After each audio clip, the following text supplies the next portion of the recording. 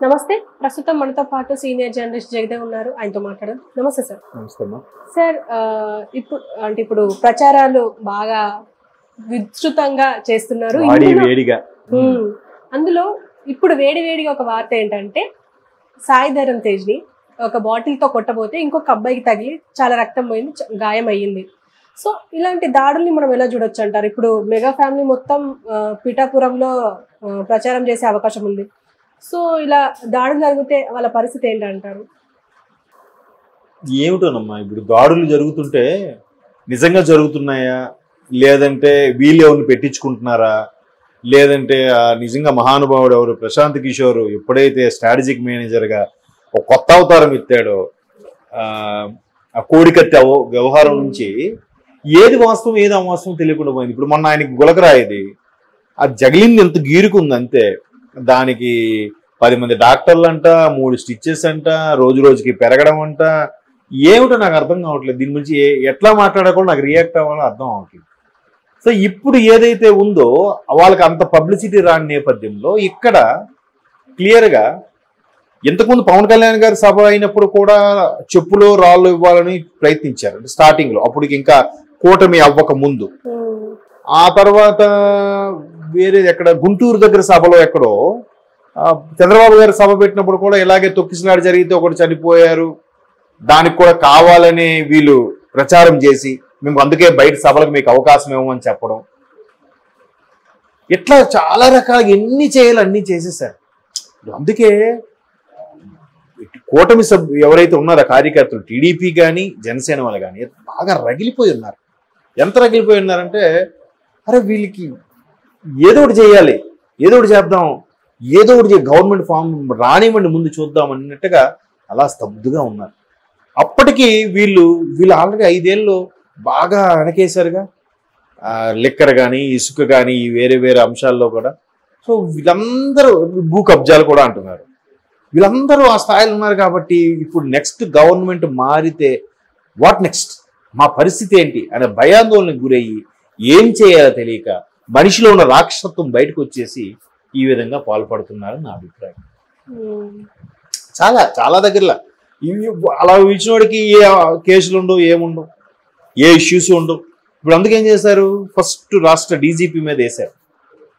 అంతకుముందు ఎవరెవరు మరీ ఓపెన్గా బయటపడిపోయి బిహేవ్ చేశారో ఆ గుంటూరు డిఐజీ అలాంటి వాళ్ళని వేశారు.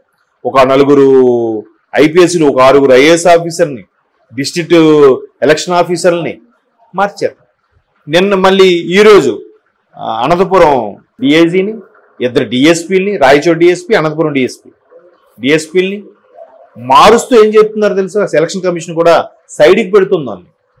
ఏ విధులకి కూడా ఇప్పుడు జనరల్గా ఇక్కడ తీసేసి, ఇప్పుడు ఆయన ఎవరు సిఐడి ఉండేవారు, ఆయన ఏం చేశారు, డైరెక్ట్గా అస్సాం ట్రాన్స్ఫర్ పెట్టేశారు. ఇక్కడ అలా కాదు, అలా పెట్టలేదు, పక్కకు పెట్టారు. వాళ్ళకి ఏ విధులు అలాట్ చేయకుండా. చూడండి, అంటే నెక్స్ట్ వీళ్ళు ఎక్కడికి వెళ్ళినా పదవిలో ఉంటే మళ్ళీ ఇప్పుడు ఇబ్బంది అవుద్దనో, లేదా వీళ్ళకి అధికారం ఇస్తే ఇంకేదైనా చేస్తారనే ఉద్దేశం వాళ్ళకి సైడ్కి పెట్టారు ఎలక్షన్ కమిషన్ కూడా. అంటే మరి ఇట్లాంటి దాడులకి ప్రేరేపించేలాగా, లేదంటే శాంతి భద్రతలు విఘాతం కలిగించేలాగా బిహేవ్ చేస్తున్నారని ఫిర్యాదులు వెళ్ళడం వల్లే కదా ఎలక్షన్ కమిషన్ ఎవరైనా చర్యలు తీసుకుంటుంది. అదీ కాక ఎలక్షన్ కమిషన్ ఏం చేసింది, ఒక 3 అబ్జర్వర్స్ పెట్టింది. వాళ్ళ కింద మరలా ఒక్కొక్క లోక్సభ నియోజకవర్గం ఒక్కొక్క అబ్జర్వర్ పెట్టింది వాళ్ళ కింద, 3 కింద. అది కాకుండా మళ్ళీ జిల్లా స్థాయి అధికారులు కూడా ఉన్నారు, డిస్ట్రిక్ట్ ఎలక్షన్ ఆఫీసర్లు కూడా ఉన్నారు, రిటర్నింగ్ ఆఫీసులు ఉన్నారు. ఇంతమంది పెట్టి చేస్తే కానీ పరిస్థితి చక్కబెట్టడానికి చాలా, అంటే ఇంచుమించు ఒక 12,000 క్రిటికల్ పొజిషన్లు కనుక్కున్నారంట ఆల్రెడీ ఎలక్షన్ కమిషన్ వాళ్ళు. వాళ్ళకి వచ్చిన ఫిర్యాదులు కానీ వీళ్ళ అబ్జర్వేషన్ కానీ 12,000 పోలింగ్ బూత్లు, 12,000+. చూడండి, అంటే మరి ఎట్లాంటి దాడులు జరుగుతాయి కాబట్టి, అంటే సామాన్యులు కూడా ఒరే నీకు 10,000 ఇస్తాను లేదా 50,000 ఇస్తాను అని ఇసురు కొట్టురా, తర్వాత నీ లైఫ్ భవిష్యత్తు ఏమవుతుందని ఆలోచన ఉండవా? కొట్టేయడమే. ఏమంటే మా అభిమానంతో కొట్టామని చెప్తారు, మాకు ఎవరు కొట్టమని చెప్పలేదు అని అంటారు. ఊరికి అంత రగిలిపోయేంత సాయి ధరమ్ తేజ్ మీదకి ఇసిరాడన్నారు. ఆయన మీద అంత పగే ఉంటుంది. ఆయన వాళ్ళ మావయ్య కోసం క్యాన్వాసింగ్కి వచ్చాడు. నచ్చితే నువ్వు ఆ క్యాన్వాసింగ్కి వెళ్ళకు, అసలు ఆయన పెట్టిన సభకి వెళ్ళకు. ఎందుకు వెళ్ళాలి నువ్వు? అంటే నిన్నెవడో ప్రేరేపించి నీవెవడో ఆశ చూపిస్తే వెళ్ళావు నువ్వు. ఏముంది ఇసురుతు బాట్లు ఓ 1,00,000 రూపాయలు అంత ఇస్తామని ఉంటాడు, 50,000 10,000 ఆ 10,000 ఊరికే రాదుగా, ఏముంది 2 రోజులు కూర్చుంటా తర్వాత వచ్చేస్తా. ఆ తర్వాత కేసులు సంతకాలు పెట్టడానికి ఇవన్నీ తలనొప్పే కదా. అది ఎవరు ఆలోచించరండి. అట్లా అయిపోయింది. అందుకే మారాల్సింది ప్రజలే, మారాల్సింది మనమే. ఎవడికి నచ్చినట్టు వాడు మాట్లాడుకుంటాడు, ఎవరికి నచ్చినట్టు క్యాన్వాసింగ్ చేసుకుంటాడు. నచ్చినటువంటి మరి పర్సనల్ లైఫ్లోకి వెళ్ళి మాట్లాడడం కాదు, రాజకీయ పరంగా, రాజకీయ ఎత్తుగడల పరంగా, వ్యూహాల పరంగా మాట్లాడాలి తప్ప ఇలా మాట్లాడద్దు. కాకపోతే ఇప్పుడు ఇలాగ అటాకులు చేస్తున్నారు.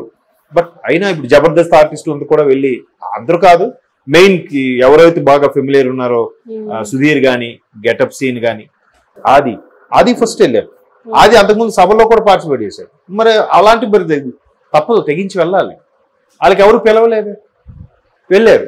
సో అటాక్లు ఓవరాల్. ఇప్పుడు ఒక మనిషి మంచిగా ఉన్నాడు, మంచితనము అని అంటే ఎన్ని రోజులు యాక్ట్ చేయగలడు? నిజంగా మంచితనంగా యాక్ట్ చేస్తున్నాడు అనుకుందాం కాసేపు. పవన్ కళ్యాణ్ ఎన్నేళ్ళుగా మంచితనంగా యాక్ట్ చేయగలడు ఎవడైనా? ఎప్పుడో ఒక రోజు బయట పడిపోతా? అలా లేదు కదా.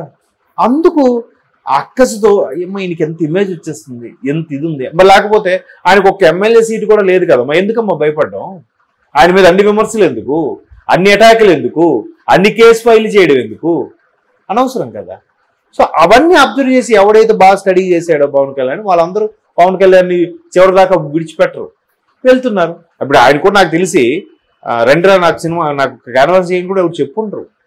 వీళ్ళకి వెళ్ళి మాట. ఎందుకంటే ఆయన చిరంజీవి గారిని ఎప్పుడు పిలవలేదు, ఆయన నాగబాబు గారినే పక్కన పెట్టాడు ఆయన. అంటే మీరు వచ్చి ఉన్నారని కీలక పదవి ఇచ్చినా కూడా ఎన్నికల్లో కూటమిలో భాగంగా ఎన్నికల్లో పోటీ చేయట్లేదు కదా.